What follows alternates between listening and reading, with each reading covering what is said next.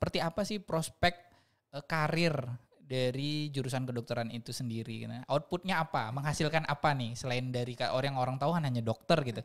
Padahal ada opsi kerjaan-kerjaan yang sekiranya bisa relevan di kemudian hari untuk dikerjakan dengan gelar yang sama misalnya, Bu. Lulusan kedokteran itu juga bisa bekerja misalnya sebagai ilmuwan atau peneliti ya. atau bisa juga bekerja di laboratorium misalnya seperti itu. Atau kalau misalnya mau minatnya ke dosen bisa menjadi dosen. Bisa jadi dosen. Seperti itu.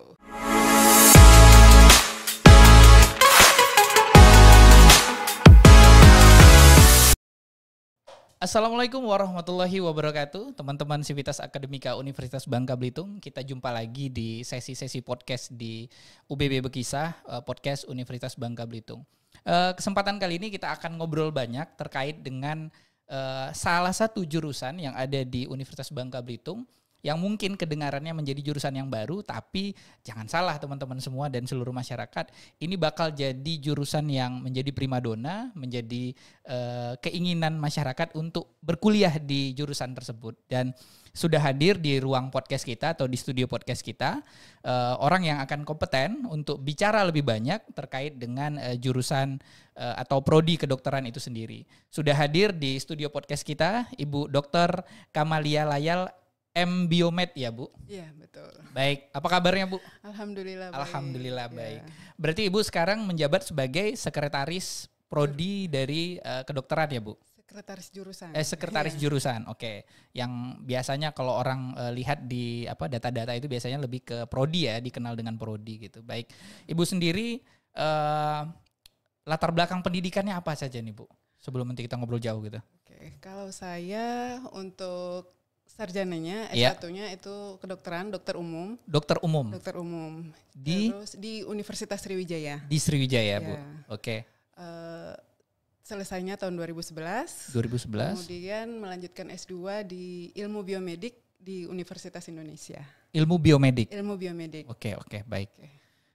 Oke, teman-teman semua, itu tadi sedikit informasi terkait dengan narasumber kita. Ada Ibu saya manggilnya Dr. Kamal. Biasanya, ya. Dr. Kamal. Saya dipanggil Kamal. Oke, baik. Saya panggil Dr. Kamal kalau gitu, Bu. Ya. Oke, Bu. Kalau bicara tentang prodi kedokteran sendiri nih, Bu. Gitu, apa sih yang sekiranya menjadi inti prodi yang orang-orang akan ketahui ketika dengar kata kedokteran? Kira-kira apa saja yang mungkin ya yang bisa disampaikan kepada masyarakat atau teman-teman semua di luar sana kalau kuliah di kedokteran tuh kita akan belajar ini loh gitu. Oke. Baik. Jadi yang namanya prodi kedokteran tentu mahasiswa yang pingin belajar masuk kedokteran adalah ingin menjadi dokter. Oke. Dokter itu sendiri tugasnya apa? Ya salah satunya yang paling utamanya gitu ya menjadi pelayan di bidang kesehatan atau kedokteran. Itu melayani sebagai seorang dokter. Nah, apa yang dipelajari? Tentu hal-hal yang berkaitan dengan manusia. Oke, dengan karena manusia. Ini kita ngomongin dokter manusia. Gitu ya. Kan ada juga dokter hewan gitu. Benar. Jadi mempelajari tentang manusia mulai dari kondisi fisiologisnya manusia itu sendiri, maksud saya dalam keadaan sehat ataupun penyakit-penyakit yang berhubungan dengan manusia itu sendiri. Oke. Ilmunya itu banyak tentu. Banyak ya? Iya. Mulai dari ilmu-ilmu dasar kedokteran sampai ke ilmu-ilmu nanti yang berhubungan dengan penyakitnya atau ilmu klinis dari kedokteran itu sendiri. Masuk pada spesialisasi berarti, Bu ya? Untuk di sarjana kedokterannya sampai ke profesi dokter umum itu belum ke spesialisasi. Kalau untuk spesialisasi itu ada jenjang berikutnya. Iya, jenjang profesi berikutnya, spesialis baik. Gitu. Oke, Bu, menarik. Untuk mata kuliahnya sendiri apa sih, Bu? Mata kuliah yang akan dipelajari gitu sejauh ini di prodi kedokteran itu? Kalau di prodi kedokteran itu kita menerapkan sistem pembelajaran berbasis masalah gitu ya, problem based learning yang menggunakan konsep terintegrasi atau integrasi berbagai bidang ilmu yang dituangkan dalam sistem blok. Oke. Jadi ini bedanya dengan jurusan lain gitu ya. Jadi kalau berbicara mata kuliah di jurusan lain, itu di kedokteran lebih dikenal dengan istilah blok. Jadi tidak ada mata kuliah, maksudnya secara khusus itu tidak ada mata kuliah. Mata kuliah di kedokteran itu disebut dengan blok. Oke. Untuk di UBB sendiri, di Prodi Kedokteran UBB itu bloknya ada 28 blok. 28 ya, blok. Selama proses sarjana kedokteran. Oke. Nah, selain blok tentu ada mata kuliah wajib universitas, tentu kita masih melaksanakan itu sesuai dengan ketentuan dari universitas ya. Jadi di luar itu maksud saya untuk prodinya sendiri terdiri dari 28 blok yang dia terbagi dalam beberapa semester. Kalau di UBB kita desain kurikulum kita itu paling cepat selesai dalam 7 semester. Itu untuk program sarjana kedokteran. Paling cepat ya, Bu? Iya, paling cepat itu 7 semester. Ini untuk program sarjana kedokteran. Jadi mungkin perlu diketahui juga bahwa prodi kedokteran itu sebenarnya terdiri dari 2 program studi, Pak. Oke. Jadi ada program studi kedokteran tahap sarjana, program sarjana, kemudian ada program studi pendidikan profesi dokter, program profesi. Ya, jadi ini merupakan 2 program studi yang terpisah. Tapi merupakan satu kesatuan. Oke. Jadi ketika suatu universitas atau perguruan tinggi ingin membentuk program studi kedokteran, maka dia harus membentuk 2 program ini. Tidak boleh hanya satu gitu. Oke. Dia terpisah tapi merupakan satu kesatuan. Karena pasti tentunya setiap sebagian besar mahasiswa yang ingin berkuliah kedokteran tentu ingin menjadi dokter gitu. Ya. Jadi proses yang dilaluinya adalah proses atau tahap akademiknya yang nanti lulusnya akan menjadi sarjana kedokteran, kemudian akan berlanjut ke profesi yang nanti baru bergelar dokter. Gitu. Ya. Berarti pertama SKED dulu ya, sarjana kedokteran, baru kemudian untuk dapat gelar dokter yang di depan itu harus nambah lagi profesinya. Ya. Oke, baik. Berarti kalau secara umum tadi Ibu bilang ada sekitar 7 semester untuk normalnya sarjana kedokteran, ditambah dengan profesi ya Bu? Ya. Profesi itu kira-kira mau makan waktu berapa lama kira-kira Bu? Kalau profesi itu sendiri paling cepat kita desain 4 semester atau 2 tahun. 2 tahun berarti jadi sekitar 3,5, 2 tahun, 6,5 tahun ya? 5,5 tahun maksudnya. Paling cepat ya untuk bergelar dokter itu setidaknya butuh waktu sekitar 5,5 tahun. Oke. Iya. Dan setelah profesi itu belum bisa mendapatkan gelar dokter, tapi harus mengikuti ujian dulu, Pak. Ada lagi ujiannya secara nasional. Wow. Jadi ujian kompetensi untuk mendapatkan sertifikat atau gelar dokter itu. Ada ujiannya secara nasional, UKMPPD namanya. Oh gitu, baik. Wah menarik ya teman-teman semua, berarti itu gambaran besar bahwa ketika kita ingin jadi dokter itu butuh effort, butuh keseriusan, butuh memakan banyak waktu dan sumber daya yang harus kita siapkan gitu. Dan saya kira juga prestis ya Bu, ya asumsi di masyarakat bahwa pekerjaan dokter itu kan memiliki kasta tersendiri gitu dengan keadaan sekarang gitu. Baik, untuk pembelajaran sendiri tadi Ibu sudah sampaikan ada blok tadi istilahnya. Lalu kemudian apa aja sih Bu fasilitas yang sekiranya bisa dirasakan atau bisa didapatkan oleh mahasiswa yang kuliah di jurusan kedokteran tadi? Di UBB tentunya. Iya, di UBB ya tentunya gitu. Untuk fasilitas mungkin tidak banyak berbeda dengan jurusan lain ya. Kita ada fasilitas mulai dari layanan administrasi untuk mahasiswa seperti itu. Kemudian fasilitas-fasilitas yang menunjang proses akademik lainnya, misalnya ruang kuliah, kemudian laboratorium seperti itu. Saya rasa tidak jauh berbeda dengan jurusan-jurusan lain gitu. Oke. Nah, fokus dan kurikulum dari program studi itu tadi apa sih Bu gitu? Fokus kurikulumnya gitu, menghasilkan apa gitu? Sebenarnya kalau secara nasional untuk kurikulum prodi kedokteran itu selain mengacu pada KKNI, ya itu juga mengacu pada SKDI, Standar Kompetensi Dokter Indonesia. Oke. Nah, untuk UBB sendiri selain mengacu kedua tadi, kita mempunyai kurikulum keunggulan gitu. Jadi setiap masing-masing fakultas kedokteran di Indonesia ini mempunyai keunggulan masing-masing. Nah, untuk di UBB sendiri kurikulum keunggulan kita itu adalah functional medicine on degenerative disease. Oke. Karena dilihat dari latar belakang masyarakat di Bangka. Gitu ya, bahwa banyaknya atau tingginya prevalensi terjadinya penyakit degeneratif di Pulau Bangka ini, seperti itu. Berarti kurikulum itu bisa menyesuaikan kembali pada fakta yang dibutuhkan masyarakat hari ini berarti Bu ya, terkait dengan kondisi yang ada di sekitar berarti ya. Jadi secara umum kita menggunakan acuan yang secara tadi, nasional tadi, KKNI dan SKDI. Selain itu kita malah diwajibkan untuk mempunyai keunggulan kurikulum. Keunggulan kurikulum dibandingkan kedokteran yang lain. Apa sih yang berbeda antara kedokteran UBB dengan yang lain gitu. Menarik. Nah, kalau struktur kurikulum gitu Bu, biasanya kan ada praktek, ada teori gitu. Nah, seperti apa pembagian antara praktek dan teori di kuliah di kedokteran itu tadi Bu? Di kedokteran itu tadi kan ada sistem blok, Pak ya. Jadi sistem blok itu contohnya saja misalnya blok 1. Dia berlangsung misalnya 3 SKS blok 1 itu. 3 SKS. Ya, 3 SKS itu berlangsung selama 3 minggu. Jadi jumlah SKS itu menunjukkan sejalan dengan lamanya proses perkuliahan gitu ya.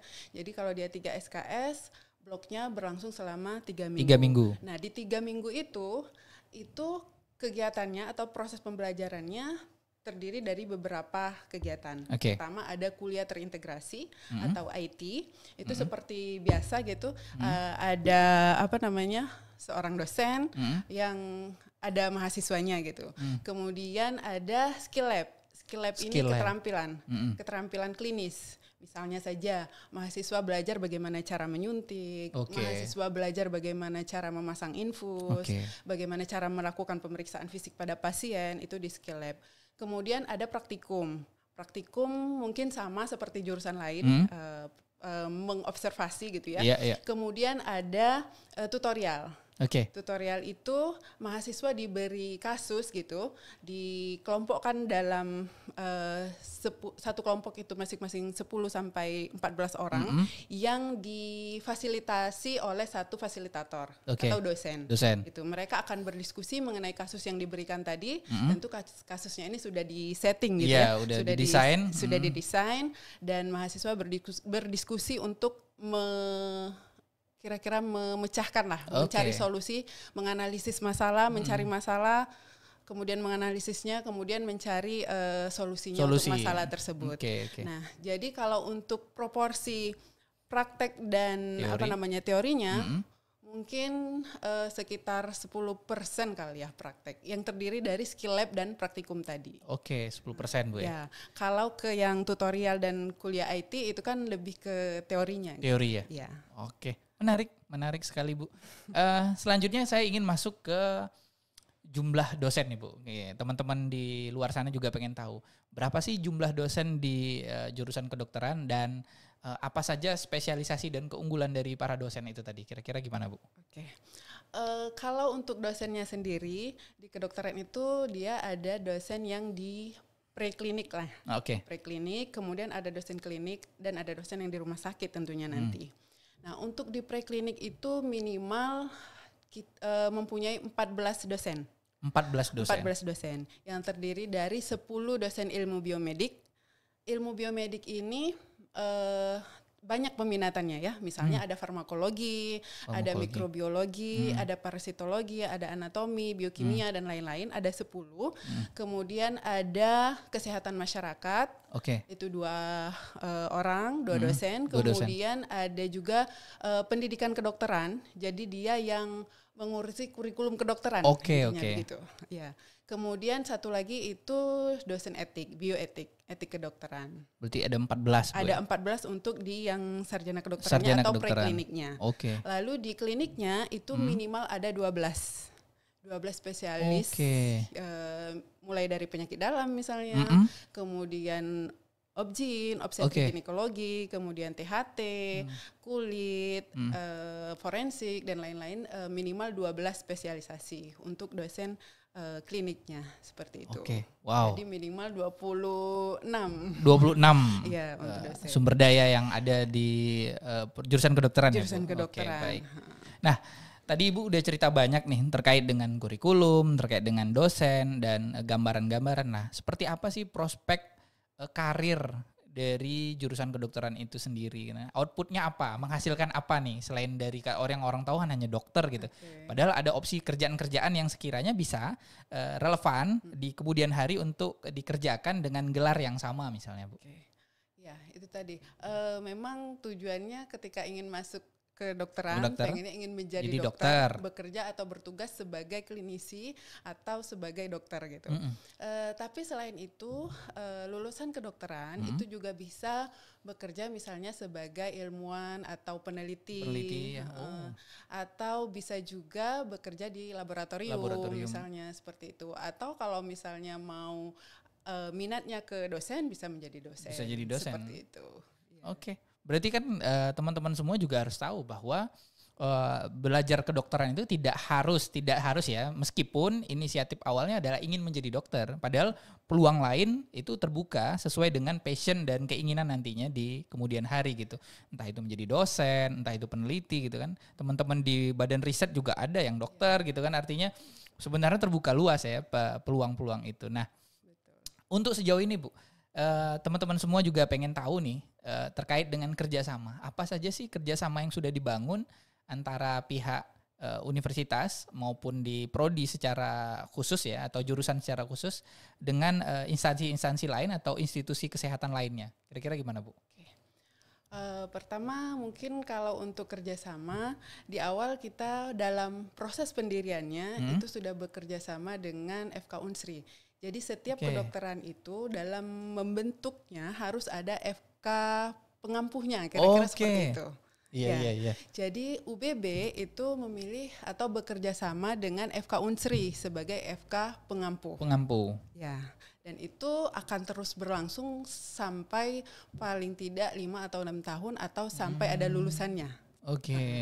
Kemudian kalau untuk rumah sakit sebagai nanti tempat mahasiswa di program profesi itu berpraktek, itu UBB juga sudah membuat kerjasama dengan Rumah Sakit Umum Provinsi Bangka Belitung. Kemudian dengan Rumah Sakit Umum Daerah Depati Hamzah dan Depati Bahrin sebagai kalau RSUP itu dia sebagai rumah sakit pendidikan utama. Kalau yang rumah sakit daerah itu sebagai rumah sakit jejaring. Kemudian UBB juga telah bekerja sama dengan Dinkes yang membawahi puskesmas. Jadi mahasiswa nanti selain dia melakukan praktek atau belajar praktek gitu ya, atau istilahnya koas di rumah sakit juga di puskesmas seperti itu. Wah, menarik ya Bu ya. Nah, sedangkan hari ini gitu, peminatan dari teman-teman di luar sana gimana sih Bu? Antusiasnya terhadap jurusan ini sendiri gitu? Kalau melihat yang kemarin gitu ya, yang tahun 2023, luar biasa sekali peminat dari prodi kedokteran ini.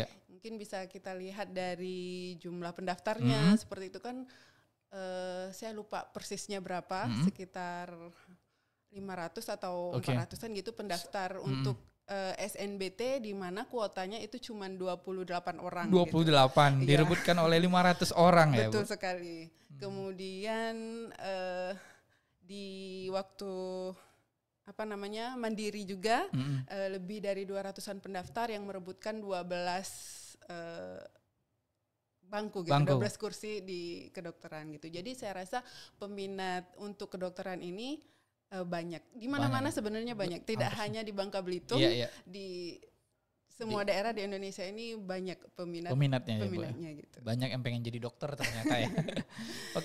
Kita lanjut Ibu.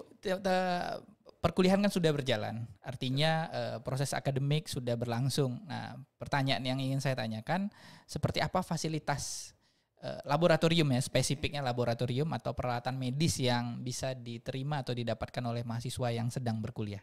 Okay.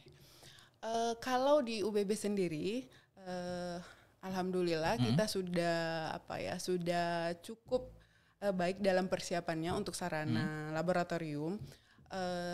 Untuk laboratorium sendiri tadi saya sudah mengatakan bahwa di kedokteran itu prakteknya ada 2. Yang pertama ada skill lab atau keterampilan klinis dan juga ada praktikum observasi tadi.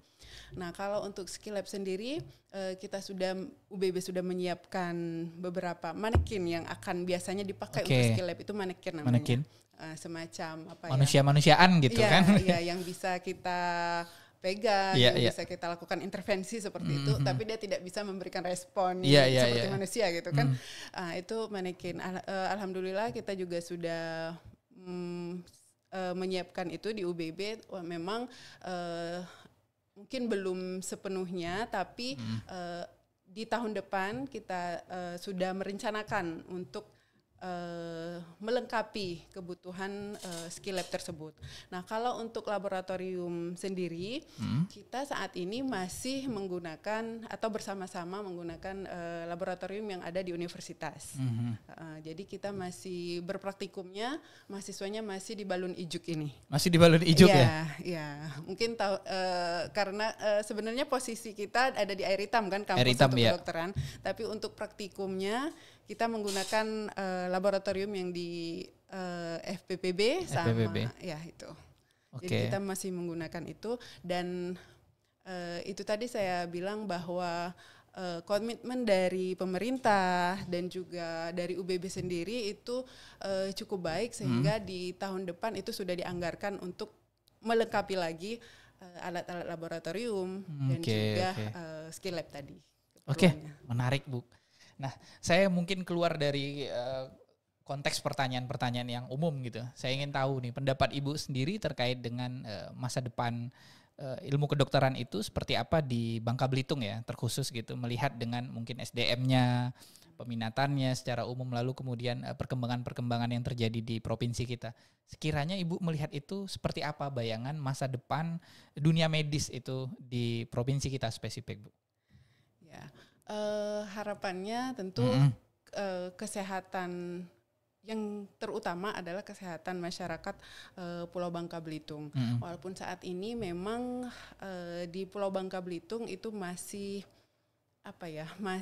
cukup banyak kekurangan dokter ya. Sebenarnya mungkin distribusinya yang kurang merata. Kalau kita perhatikan di Mangkal Pinang, di Sungai Liat itu mungkin sudah cukup untuk dokter umumnya seperti itu. Tapi ketika kita lihat ke daerah. Itu masih sangat kurang gitu. Kalau kita bandingkan dengan jumlah penduduknya. Dimana kalau idealnya sebenarnya perbandingan antara dokter dan penduduk itu 1 berbanding 1000 seperti itu. Jadi di antara 1000 penduduk minimal ada 1 dokter. Ada 1 dokter. Itu idealnya menurut WHO gitu. Nah itu tadi di Provinsi Bangka Belitung salah satu masalah kesehatan itu adalah kurangnya distribusi SDM di dokter umum itu sendiri dan juga distribusinya. Kita baru berbicara dokter umum, mungkin dokter spesialis tambah lagi gitu kan. Tambah lebih sedikit lagi, apalagi kalau di daerah. Oleh karena itu salah satu tujuan UBB untuk membentuk prodi kedokteran itu adalah untuk memenuhi keinginan itu, untuk memenuhi kebutuhan kebutuhan dokter yang ada di Bangka Belitung gitu. Ya itu sih harapannya. Oke. Menarik. Saya kira itu juga penting Bu untuk dibicarakan, karena meskipun ya terkadang itu ranahnya kebijakan ya. Artinya intervensi pemerintah, persoalan-persoalan ini harus didesain dan diintervensi ya secara nyata dan ilmiah tentunya. Tapi kita juga butuh melihat persoalan-persoalan yang terjadi di masyarakat. Terkait yang Ibu sampaikan, ternyata rasio dokter kita itu masih kurang. Terus kemudian kalau Ibu melihat dari sarana dan prasarana di daerah ya, terkhusus bukan hanya terpaku pada Kota Pangkal Pinang, Ibu melihatnya seperti apa? Kalau fasilitas ya, misal entah apakah puskesmasnya belum memadai atau sarana-sarana lainnya gitu. Kalau di daerah-daerah mungkin untuk puskesmas memang kurang mungkin ya, kurang memadai. Kalau di Pangkal Pinang saya lihat puskesmasnya cukup bagus gitu ya untuk fasilitas-fasilitasnya. Tapi saya kurang tahu kalau di daerah. Di daerah ya. Mungkin fasilitasnya juga masih minim gitu. Ya. Oke, baik teman-teman semua, nggak terasa kita ngobrol hampir setengah jam. Saya ingin bertanya nanti ke Ibu di ujung dari ini semua terkait dengan apa closing statement yang pertama ya, yang kedua harapan Ibu terkait dengan adanya prodi kedokteran bagi masyarakat yang ada di luar sana. Mungkin Ibu bisa sampaikan. Oke. Harapannya dengan adanya program studi kedokteran ini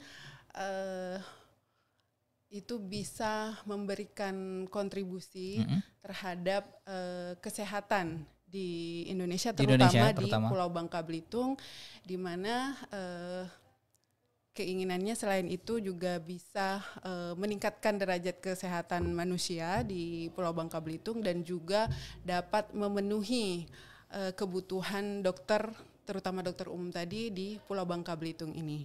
Oke. Seperti itu. Kalau untuk closing statement mungkin saya ingin memberikan closing statement kepada calon gitu ya, calon mahasiswa gitu ya, yang ingin berkuliah di kedokteran.